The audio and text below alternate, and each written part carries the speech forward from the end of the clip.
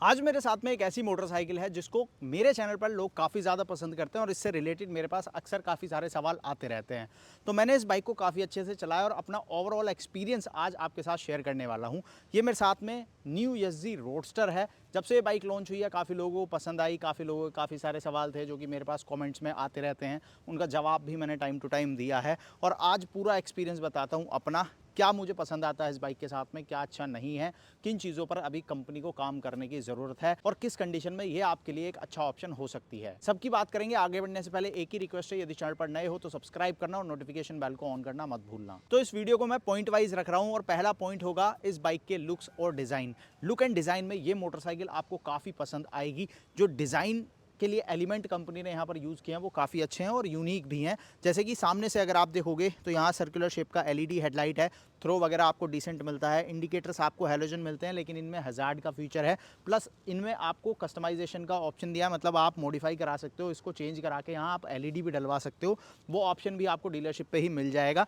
तो ऐसी जो छोटी छोटी चीज़ें हैं जो बाइक की लुक्स को और फीचर्स को इन्हेंस करती हैं, उसका ऑप्शन भी कंपनी ने ही आपको दिया है।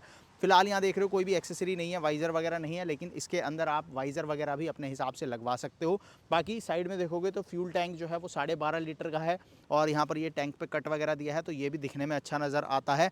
सबसे खास जो लुक वाइज ये मोटरसाइकिल आपको लगेगी वो लगेगी इसके पीछे से, क्योंकि यहाँ जो पीछे का मडगार्ड है इसको यहाँ बीच से कट किया गया है, चॉप्ड मडगार्ड इसको बोलते हैं। इसके बाद में जो लाइट है और नंबर प्लेट वगैरह है वो सब आपको यहाँ टायर हगर के ऊपर देखने को मिलेगा। तो ये वाला सेक्शन जो है वो खाली होता है, जिसकी वजह से लुक वाइज ये मोटरसाइकिल काफ़ी अच्छी नज़र आती है। प्लस वेरिएंट वाइज अगर आप देखो तो यहाँ चेंज है। अगर आप टॉप मॉडल लोगे तो वहाँ हगर के ऊपर भी लाइट नहीं है, जो एलईडी इंडिकेटर्स हैं उन्हीं के अंदर लाइट रखी गई है, तो वो और भी ज़्यादा प्रीमियम नज़र आता है। प्लस इस मोटरसाइकिल में जो सीट है वो स्प्लिट सीट आपको देखने को मिलेगी। 2 सीट है यहाँ। पीछे वाली जो सीट है इसको आप हटा सकते हो, इसको आप सिंगल सीट बना सकते हो और यहाँ पर एक प्लास्टिक कवर आपको बाइक के साथ ही कंपनी दे रही है, जिससे कि जो ये पार्ट जब आप हटाओगे जो खाली जगह होगी वो भर जाएगी और पता ही नहीं चलता कि मोटरसाइकिल सिंगल सीट में आती है या डबल सीट में। तो जो लुक एंड डिज़ाइन में छोटे छोटे एलिमेंट कंपनी ने यूज़ किए हैं वो अच्छे हैं और वो इस बाइक को अपने सेगमेंट में अलग भी बनाते हैं। सेकंड पॉइंट की बात करेंगे जो कि हो गई इस मोटरसाइकिल की परफॉर्मेंस में इंजन की अगर मैं बात करूं तो ये 334 सीसी का अल्फा 2 सीरीज़ का लिक्विड कूल्ड इंजन है। यहाँ अगर आप देखोगे तो बड़ा सा रेडिएटर है, इसके पीछे फ़ैन है। जब भी आपका इंजन हीट होता है, गर्म होता है, तो फ़ैन ऑटोमेटिक चलना शुरू हो जाता है। इस इंजन में कूलेंट फ्लो करता है, जैसे गाड़ियों में होता है कि यहाँ से कूलेंट जो है वो पूरा घूमेगा इंजन के अंदर, इंजन को ठंडा करने का काम करेगा, बाहर आएगा तो रेडिएटर कूलेंट को ठंडा करता है। तो वो पूरा प्रोसेस इसके अंदर चलता है।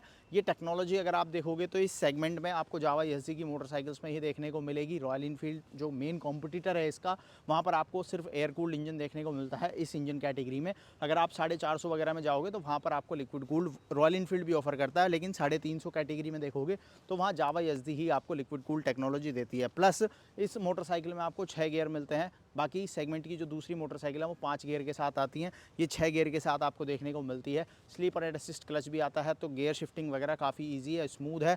और एक और ख़ास चीज़ है इस मोटरसाइकिल के अंदर, जो इसका इंजन है सिंगल सिलेंडर, लेकिन इसमें डुअल एग्जॉस्ट दिया है, मतलब 2 साइलेंसर आते हैं बाइक के साथ में और दोनों वर्किंग है। आवाज़ वगैरह भी जो है बाइक की अच्छी आती है और पीछे से दिखने में ये काफ़ी अच्छा नज़र आता है। दोनों साइड पर जब साइलेंसर दिखते हैं तो बाइक जो है वो काफ़ी ज़्यादा महंगी और प्रीमियम नज़र आती है। दूर से आप देखोगे या किसी को भी दिखाओगे जिसको मोटरसाइकिल वगैरह की ज़्यादा नॉलेज नहीं है, उससे पूछोगे तो वो शायद इसको 400-500 सीसी की मोटरसाइकिल बताएगा, क्योंकि दिखने में बाइक वैसी फील देती है। साथ ही इस मोटरसाइकिल में 2 राइड मोड मिलते हैं आपको, इको और पावर मोड। बटन आपको हैंडल बार पर मिलेगा। इस बटन को अगर आप लॉन्ग प्रेस करते हो तो पावर मोड ऑन होता है, जिसका इंडिकेशन आपको मीटर कंसोल में मिल जाएगा।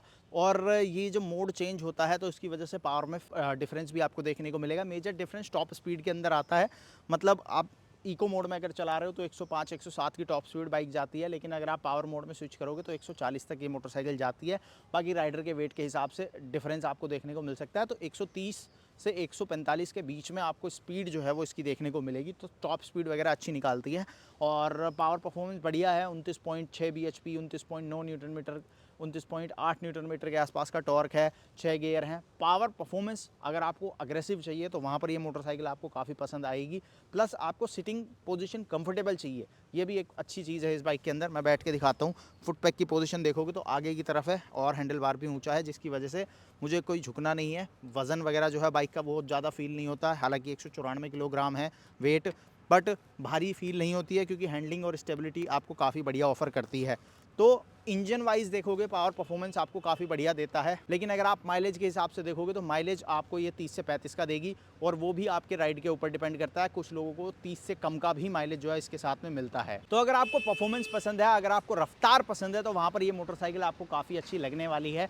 प्लस एक चीज़ और इस बाइक के साथ में, एसडी रोडस्टर पहले भी आती थी, अभी अपडेट के बाद में आई है। पुराने मॉडल से कंपेयर करोगे तो गियर रेशो वगैरह को कंपनी ने चेंज किया है, जिसकी वजह से ट्रैक्टिबिलिटी चेंज हुई है। मतलब ट्रैफिक वगैरह में इस मोटरसाइकिल को चलाना पहले से ज़्यादा आसान है। हाई गियर लो स्पीड में अगर आप चलते हो तो भी कोई दिक्कत इस बाइक के साथ नहीं है, जो कि पहले मॉडल में थोड़ा सा होता था, गियर चेंज आपको जल्दी करने पड़ते थे। इसमें उतना जल्दी आपको गियर चेंज करने की जरूरत नहीं है। तो ये एक बड़ा चेंज इस मोटरसाइकिल के साथ में हुआ है। इसके अलावा जो अच्छी चीज़ मुझे इस बाइक के साथ लगी वो इसकी ब्रेकिंग। आगे की तरफ में 320 mm का डिस्क ब्रेक मिलता है, पीछे 240 mm का डिस्क ब्रेक है। अमूमन इस सेगमेंट में आप देखोगे तो डुअल डिस्क ब्रेक और डुअल चैनल एबीएस आपको सब मोटरसाइकिल देती हैं, इसमें भी आपको मिलेगा। लेकिन जो ब्रेकिंग बाइट है, मतलब जो ब्रेक करने पर ब्रेकिंग डिस्टेंस है, वो अगर आप देखोगे बाइक के ऊपर कंट्रोल देखोगे तो वहाँ पर ये मोटरसाइकिल आपको काफ़ी अच्छी लगेगी। ब्रेकिंग बहुत बढ़िया आपको देखने को मिलती है, कंट्रोल बहुत अच्छा देती है। एबीएस की परफॉर्मेंस भी आपको काफ़ी बढ़िया मिलती है। अगर आप ख़राब रास्तों में हो या पानी वगैरह है, रोड पे कीचड़ है, तो वहाँ पर एबीएस की सेंसिटिविटी बढ़िया काम करती है, आपको स्लिप नहीं होने देती बाइक।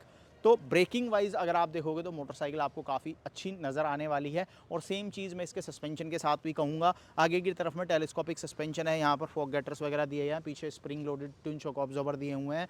सस्पेंशन काफ़ी सॉफ्ट है और हाई स्पीड पे बाइक स्टेबल भी रहती है।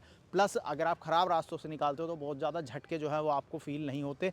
ओवरऑल सस्पेंशन और हैंडलिंग और ब्रेकिंग वाइज ये मोटरसाइकिल आपको काफ़ी पसंद आएगी। क्या पसंद नहीं आएगा अगर उसकी बात करूं, तो अगर आपको टेक बहुत ज़्यादा पसंद है तो फिर ये आपको उतना पसंद नहीं आएगी, क्योंकि इस मोटरसाइकिल में फुल डिजिटल मीटर कंसोल तो आपको मिलता है, मल्टीपल इन्फॉर्मेशन भी देता है, लेकिन यहाँ कोई भी ब्लूटूथ कनेक्ट 10x10 नेविगेशन जैसी चीज़ नहीं है। हो सकता है आपको वो चीज़ें पसंद हो, आपको नेविगेशन भी चाहिए हो, आपको कॉलर आईडी SMS अलर्ट जैसे फीचर चाहिए हो, तो वो चीज़ें इसके साथ आपको नहीं मिलती हैं।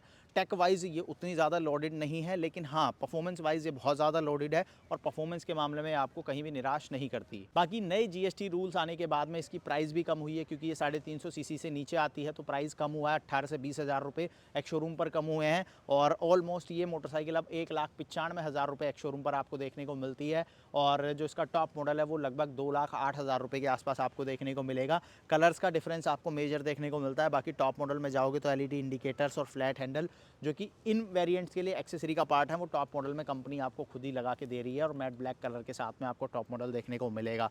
तो कलर वगैरह का डिफरेंस है और कुछ एक छोटी चीज़ों का डिफरेंस है, वो आप डीलरशिप पे एक बार विजिट करोगे तो आपको चीज़ें ज़्यादा क्लियर होंगी कि किस वेरिएंट के साथ में कंपनी क्या ऑफर कर रही है। अब देखो, मुझे जो चीज़ें पसंद आई हैं वहाँ पर परफॉर्मेंस मैं कहूँगा अच्छी है, बाइक की हैंडलिंग बहुत बढ़िया है, ब्रेकिंग आपको अच्छी मिलती है, स्टेबल है बाइक। माइलेज एक कंसर्न आपके लिए हो सकता है, क्योंकि इस सेगमेंट में अगर आप देखोगे आमतौर पर 30 से 35 का माइलेज ही आपको देखने को मिलता है। लेकिन अगर आप इसको हाई रैव करते हो, बहुत तेज़ चलाते हो, तो 28 से 30 का माइलेज ही आपको ये मोटरसाइकिल मैक्सिमम दे सकती है। उससे ऊपर का माइलेज नहीं आता है। तो माइलेज अगर आपके माइंड में है तो हो सकता है आपको ये पसंद आए। लेकिन हाँ, आप परफॉर्मेंस के हिसाब से देखोगे और 28 से 30 किलोमीटर पर लीटर अगर आप लेके चलते हो तो फिर ये आपको निराश नहीं करती। तो ये ओवरऑल मेरा एक्सपीरियंस है इस मोटरसाइकिल के साथ। बाकी इस मोटरसाइकिल से रिलेटेड आपको कोई और जानकारी चाहिए तो कमेंट करना, और ऐसे ही detail news, reviews, comparison videos के लिए चैनल को सब्सक्राइब करना।